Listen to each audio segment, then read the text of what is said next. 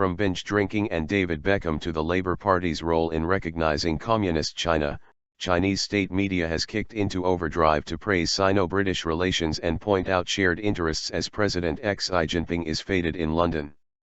Since the ruling Conservative Party decided it wanted Britain to be China's best partner in the West, something championed by Finance Minister George Osborne, old arguments about human rights and the fate of formerly British-ruled Hong Kong have largely fallen by the wayside. In China, formerly vitriolic blasts in the tightly controlled government press that Britain is good for little more than museums and education have been replaced by warm, if sometimes rather odd, compliments. Television and newspapers are plastered with images of the pomp and pageantry of Xi's welcome during a 4-day state visit, especially the involvement of Britain's royal family. "We are becoming close friends."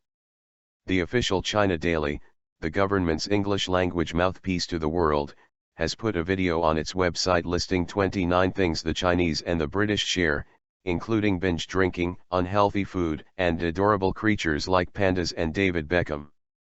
"Now we are becoming close friends," it concludes.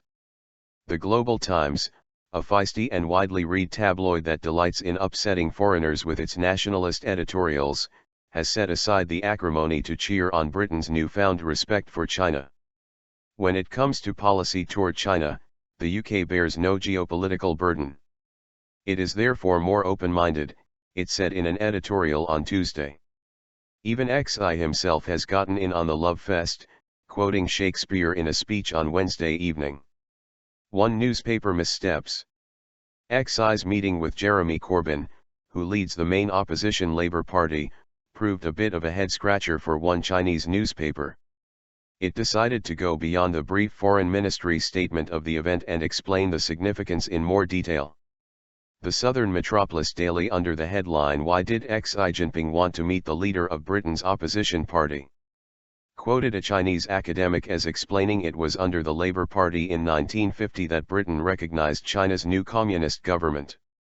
But in a country that has only had one ruling party since the 1949 revolution, the paper also had to explain what an opposition party was.